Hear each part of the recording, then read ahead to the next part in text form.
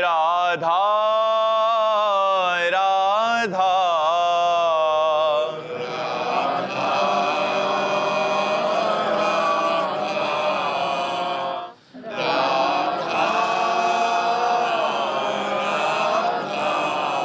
हाय राधा राधा राधा राधा राधा राधा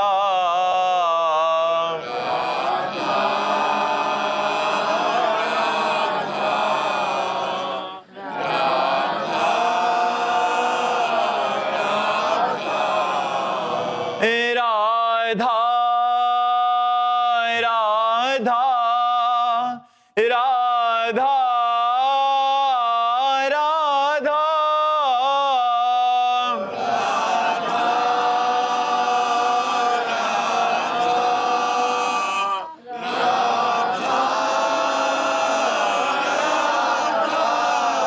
हाय राधा राधा राधा राधा राधा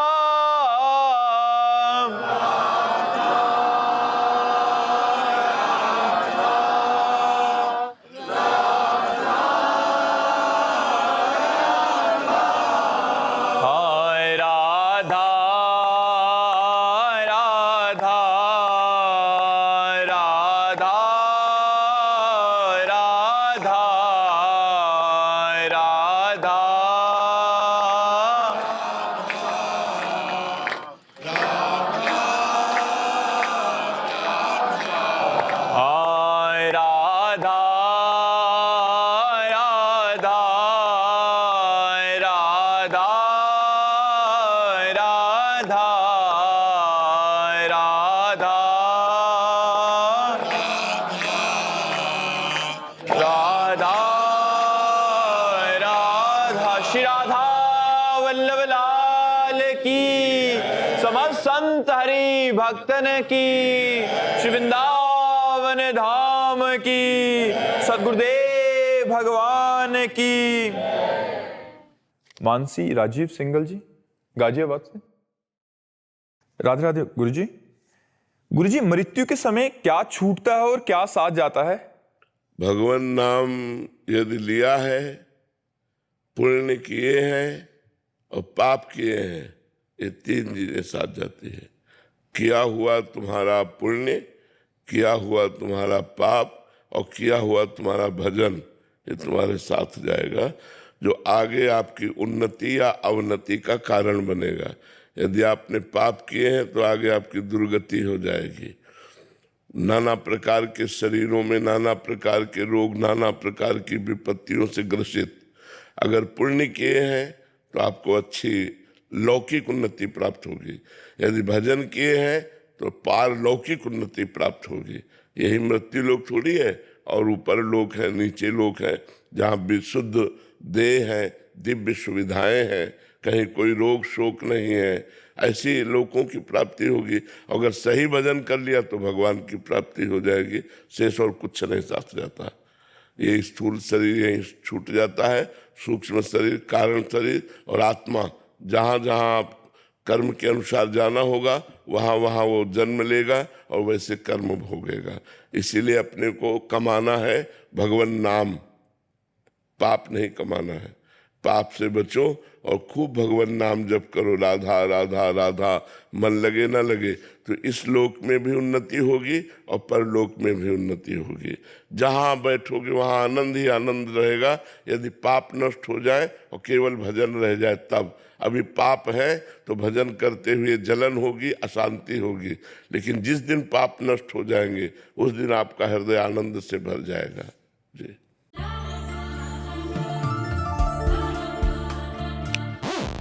भाई जाना, किस मुहूर्त का वेट कर रहा है? Bye bye. देखा, सिग्नल मिस हो गया। समंता कुमार गोस्वामी जी, असम से। राधे राधे महाराज जी।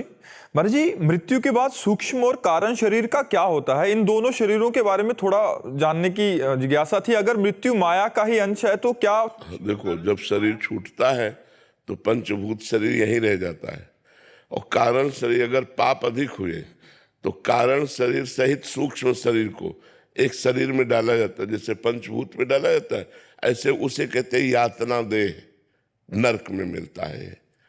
अब उस देह में मृत्यु नहीं होती, पांच भौतिक देह में तो मृत्यु हो जाती है, उसमें जैसे गला काट दिया गया तो मरोगे नहीं। अब आपका गला घंटों कटा, वैसे तड़पते रहोगे, फिर आपका हाथ काट दिया गया, आप वो ऐसे ही तड़पते रहोगे, आपका पेट फाड़, आपके 10 टुकड़े कर दिए गए, लेकिन आप मरोगे नहीं, वैसे ही आपको बड़ा भयंकर नरक का दंड, कोल्हू में पेरा जाता है, आग में पकाया जाता है, क्या क्या कष्ट होते हैं, भागवत में लिखा हुआ है। तो ये झूठा नहीं लिखा हुआ है, जो है वो परम सत्य है। जो अब जैसे जेल में क्या क्या सजा होती है, अब अपने को क्या पता, लेकिन जो जेल जा चुका है उसको पता है, या जो जेलर है उसको पता है क्या क्या दुर्गति होती है जो जेल में रहते हैं। तो नरक सार्वभौम जेल है, मतलब अनंत ब्रह्मांडों के प्राणियों का किए हुए पाप कर्म का वहां दंड मिलता है। ऐसे ही वो सूक्ष्म शरीर और कारण शरीर के यदि पुण्य अधिक है तो उसे देव देह में डाल दिया जाता है और देवताओं की सुख भोगता है। और जहाँ पुण्य क्षीण हुआ तो मृत्यु लोक कोई विसंति, फिर उसे मनुष्य शरीर या सुअर, कुत्ता, गधा, नीच योनियों में उसको डाला जाता है। तो जो स्थूल शरीर है ये मृत्यु लोक में केवल मिलता है, पांच भौतिक, अन्य जगह नहीं मिलता। नरक में यातना देह मिलता है, स्वर्ग में देव देह मिलता है, और भगवान को जब प्राप्त होता है तो भागवतिक देह मिलता है। जो भगवान का सच्चिदानंदमय देह है वही सच्चिदानंदमय देह प्राप्त होता है। तो 5 ज्ञानेंद्रियां, 5 कर्मेंद्रियां कितने हुए? 10। पंच तन्मात्रा, शब्द, स्पर्श, रूप, रसगंध कितने हुए? 15। मन, बुद्धि, चित्त, अहंकार कितने हुए? 19। और जीवात्मा 20। ये जो सूक्ष्म शरीर है, इसके बाद त्रिगुण माया, सतोगुण, रजोगुण, तमोगुण, तो ये कितने हो गए? 23। और काल 24। ये 24 तत्वों का पूरा खेल है। ये 24 तत्वों से संपूर्ण ब्रह्मांड बना हुआ है। ये संपूर्ण ब्रह्मांड बना हुआ है। इसमें केवल 5 घट जाते हैं स्थूल में, जो क्षितिजल, पावक, गगन, समीरा, पृथ्वी, जल, अग्नि, वायु, आकाश, ये 5 महातत्व हैं जिनसे ये शरीर बना हुआ है। तो जब हमारी मृत्यु होती है तो केवल ये 5 तत्व हट जाते हैं, बल्कि शेष तत्व सब रहते हैं। फिर वो आगामी शरीरों को ग्रहण करके भोगते हैं। इसलिए हमें चाहिए कि भोगने वाले तो हम ही होंगे ना। कितना सुंदर मनुष्य शरीर मिला है, यदि हम इससे भजन कर लें, पापाचरण ना करें तो हमारी उन्नति हो जाएगी। कम से कम हम नरक तो ना जाएं। फिर हम अच्छे लोगों को प्राप्त होकर अगर आना भी पड़े तो यहाँ बहुत अच्छी जगह हमारा जन्म हो, अच्छे हमारी भावनाएं हो, समाज को सुख पहुंचाएं, फिर अच्छे एक व्यक्तित्व को स्थापित करके फिर नया हम निर्माण करें जन्म के नए भाग्य का, या मोक्ष प्राप्त करें। मोक्ष प्राप्त हो गया तो फिर ये जन्म मरण सब बंद हो जाता है। महाराज जी, आपका यही प्रश्न है कि क्या मोक्ष और भगवत साक्षात्कार एक ही सिक्के के 2 पहलू हैं? भगवत साक्षात्कार में हम आपको देखते हैं और मोक्ष में तरंग समुद्र में लय हो गई, उसका अस्तित्व खत्म हो गया। लेकिन भगवत साक्षात्कार में अस्तित्व खत्म नहीं होता। हम आपके दास, आपके सखा, आपकी पत्नी, आपकी सहचरी, जैसी हमने भावना की वैसे भाव से हम आपके पास रहेंगे, भगवान के पास। अगर हमने भगवान को अपना स्वामी माना तो हम दास्य भाव से रहेंगे, भगवान को अपना सखा माना तो मित्र भाव से रहेंगे, भगवान को अपना लाला माना तो वात्सल्य भाव से साथ में रहेंगे। अगर हमने भगवान को अपना पति माना, जो कांता भाव, गोपी भाव है, तो हम उस भाव से, अगर सहचरी भाव तो हम उस भाव से। जो हमने भावना की वो जब सिद्ध होगी तो हम भगवान के साथ वैसे ही रहेंगे जैसी हमारी भावना। ये हुआ भगवत साक्षात्कार। और मोक्ष में हुआ कि जैसे समुद्र में तरंग लय हो गई, नाम रूप उसका खत्म हो गया, अब वो ढूंढे भी नहीं मिलेगी, वो समुद्र हो गए, वो भगवत स्वरूप में लीन हो गया, वो भगवान बन गया, भगवानमय हो गया। अब उसका कोई अस्तित्व नहीं रहा। अस्तित्व मिट जाता है मोक्ष में, और भक्ति में अस्तित्व रहता है, भगवान और मैं।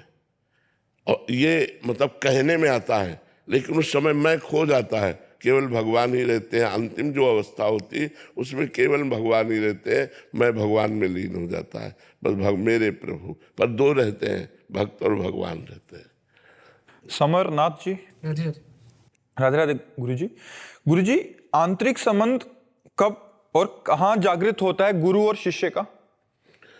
जब अहंकार शिष्य का गुरु के चरणों में समर्पित हो जाता है, तब आंतरिक संबंध स्थापित हो जाता है। जो हमारा जीवत्व अभिमान है, देहाभिमान है, विद्या का, रूप का, कुल का, धन का, जाति का, देह का, नाना प्रकार का जो अभिमान है, वो जब गुरु के चरणों में समर्पित हो जाता है तो आंतरिक संबंध गुरु से हो जाता है।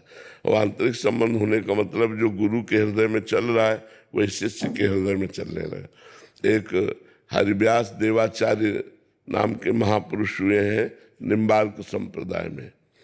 वो श्री भट्ट देवाचार्य जी उनके गुरु हैं। तो अपने गुरुदेव के पास आए और कहा, शरणागत हुए और कहा मैं दीक्षा लेना चाहता हूँ।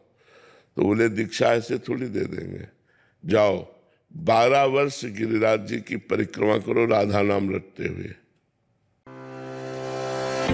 All in one DMAT with multiple benefits. उन्होंने कोई प्रश्न नहीं किया कि कहाँ रहेंगे, क्या व्यवस्था, जो आ गया। और 12 वर्ष गिरिराज जी की परिक्रमा की राधा राधा रटते हुए। 12 वर्ष बाद आए तो उनका, तुमको कुछ हमारी गोद में दिखाई दे रहा है? बोले नहीं गुरुदेव। बोले जाओ फिर 12 वर्ष गिरिराज जी की परिक्रमा करो। गुरु आज्ञा। 12 वर्ष फिर लौट के जब आए 24 वर्ष बाद, तो उनका गुरुदेव आपकी गोद में प्रिया प्रीतम दिखाई दे रहे हैं। प्रिया जी बैठी हैं आपकी गोद में, प्रीतम। बोले आओ दीक्षा। उन्होंने ही महावाणी की रचना की, जो निम्बार्क संप्रदाय का जुगल सरकार की रसकेली का महामहिमामय ग्रंथ है। महावाणी जी की रचना की। जब गुरुदेव को इस तरह से वर्ण किया, गुरुदेव की आज्ञा का पालन किया। नहीं अपने लोग होते तो बोले अब 24 वर्ष गुरु आज्ञा में, इसके बाद गुरु दीक्षा। तो गुरु दीक्षा कब दी? जब सिद्ध कर दिया। खुले नेत्रों से देखा प्रिया प्रीतम गुरुदेव की गोद में विराजमान है, तब दीक्षा दी और तब महावाणी की रचना की। बहुत बड़े महापुरुष हुए हैं। तो गुरु से आंतरिक संबंध जब उनकी आज्ञा का पालन करते, ये अहंकार समर्पण है। गुरु ने आज्ञा किया, बस बिना कोई प्रश्न किए गुरु की आज्ञा में लग गए। 24 वर्ष तक गिरिराज जी की परिक्रमा और राधा नाम का जप, उससे सारे पाप नष्ट हो गए और दिव्य दृष्टि प्राप्त हो गई और गोद में प्रिया प्रीतम के दर्शन हो गए। तो ये है, जब हम गुरु को अपना अहंकार समर्पित कर देते हैं तो हमारा गुरु से आंतरिक संबंध हो जाता है। और जब गुरु से आंतरिक संबंध होता है तो गुरु के स्वरूप का दर्शन होता है। गुरु कृपा करके अपने स्वरूप का दर्शन कराते हैं। मुख्य तो कृपा होती, पर साधन उनकी आज्ञा का पालन करने से वो प्रसन्न हो जाते हैं कि हमारी आज्ञा का पालन किया। लखन गुप्ता जी दिल्ली से। राधे राधे महाराज जी। महाराज जी, अजपा जाप क्या है और इसको करने की पद्धति क्या है जिससे भगवत साक्षात्कार? देखो, पहले तो हम जपे तब अजपा हो, कि हम जप नहीं रहे और स्वाभाविक श्वास प्रश्वास नाम चल रहा है, मंत्र चल रहा है, प्रणव चल रहा है, शिवोहम चल रहा है, वो तब चलेगा। पहले हमें जपना चाहिए, पहले करना होता है और फिर होता है। अजपा का मतलब होता है हम जप नहीं रहे, स्वाभाविक चल रहा है। तो स्वाभाविक कब चले? स्वाभाविक तो हमारा विषय चिंतन चल रहा है। अभी देखो, स्वाभाविक विषय चिंतन चल रहा है, मंत्र तो चल नहीं रहा। तो हमें पहले मंत्र को चलाना है। उसकी 3 पद्धतियां होती हैं, वाचिक, उपांश और मानसिक। तो जो गुरु मंत्र होता है उसमें 2 पद्धतियां होती हैं, केवल उपांश और मानसिक। नाम में वाचिक भी बोला, राधा राधा राम राम राम राम, लेकिन गुरु मंत्र नहीं बोल सकते। गुरु मंत्र उपांश और मानसिक। जब उपांश बहुत वर्षों जपा जाता है तब मानसिक में प्रवेश होता है, और जब मानसिक में प्रवेश हो जाता है तो फिर परावाणी जागृत हो जाती है। 4 प्रकार की वाणी है। परा, पश्यंती, मध्यमा, वैखरी। वैखरी माने जो बोल रहे हैं, जो आप कानों से सुन सकते हैं। पश्यंती जो आंखों से देख सकते हैं, मध्यमा जो हृदयस्थ हो गई, परावाणी जो मूलाधार केंद्र से अब उसका रोम रोम रग रग मंत्राकार हो चुका है। अब राम राम राम चल रहा, राधा राधा राधा चल रहा, अब वो केवल सुन रहा है, वो जप नहीं रहा, वो चल रहा है, स्वाभाविक चल रहा है। जो भी मंत्र है वो स्वाभाविक चल रहा है, श्वास प्रश्वास की प्रक्रिया के साथ वो स्वाभाविक। जैसे हम श्वास ले नहीं रहे लेकिन वो एक प्रक्रिया चल रही, जैसे हम पलक झपक नहीं रहे एक प्रक्रिया है चल रही, जैसे हम दिल धड़का नहीं रहे वो धड़क रहा है, ऐसे ही अजपाजा प्रारंभ हो जाता है। जैसे मन जब पकड़ लेता है तो ऑटोमेटिक चलने लगता बस ऑटोमेटिक वो स्वाभाविक, उसको फिर प्रयास नहीं करना पड़ा। जैसे अभी हम प्रयास करके नाम जप करते हैं, छोड़ दें तो विषय चिंतन करने लगेगा, नाम जप नहीं चलेगा।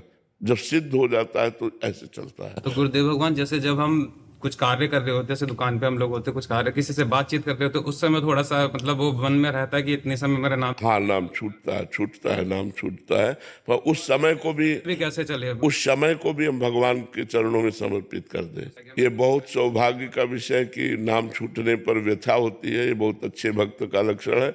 और यही अभ्यास में जब करोगे, तो जैसे हम आपसे बातचीत कर रहे हैं तो हमारे मानसिकता में वो बसा हुआ है। मतलब जैसे आप हमारी बात सुन रहे हैं तो अंदर कुछ चल रहा है ना आपके, आप शांत थोड़ी बैठे, अंदर कुछ चल रहा है। जहां कुछ चल रहा है वहां हमारे वो चल रहा है।